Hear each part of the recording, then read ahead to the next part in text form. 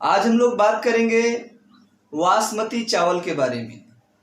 बासमती चावल के दाने लंबे लंबे क्यों होते हैं? बासमती चावल के दाने पकने के बाद लंबे क्यों हो जाते हैं? तो इसका फैक्ट आज हम लोग जानेंगे। उससे पहले हम लोग बात करेंगे बासमती चावल के उत्पादन के विषय में। तो बासमती चावल का मतलब होता है, एक अर्थ और होता है कोमल या मुलायम, तथा बासमती चावल पूरे विश्व में सबसे ज्यादा भारत में पाया जाता है।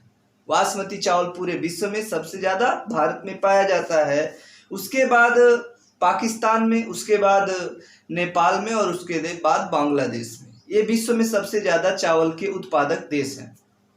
अब ये जो चावल है बासमती चावल, ये शादी में, किसी फंक्शन में, पार्टी में ये बनाए जाते हैं और हम लोग इनका आनंद स्वाद बड़े ही चाव के साथ लेते हैं।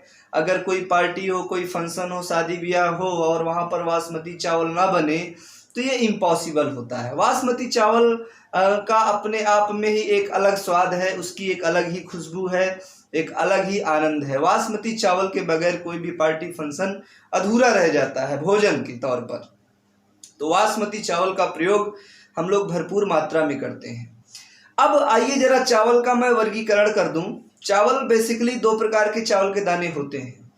एक जो चावल के दाने होते हैं उनमें स्टार्च पाया जाता है, और जो दोनों चावल के दाने होते हैं, जो एक प्रकार का चावल का दाना होता है उसमें एमाइलोज नामक स्टार्च पाया जाता है, और जो दूसरा चावल का दाना होता है उसमें एमाइलोपेक्टिन नामक स्टार्च पाया जाता है।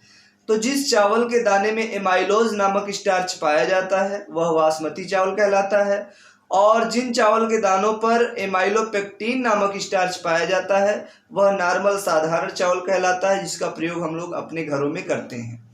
तो ये एमाइलोज जो स्टार्च होता है, एमाइलोज स्टार्च चावल को फूलने में मदद करता है।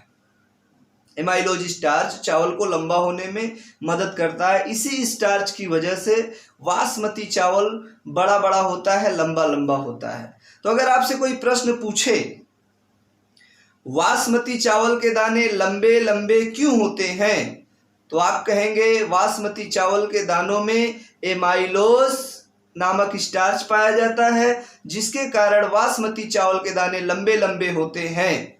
यही फैक्ट है, इसी को मैं बताने के लिए आया था। जानकारी कैसी लगी कमेंट सेक्शन में जरूर बताइएगा।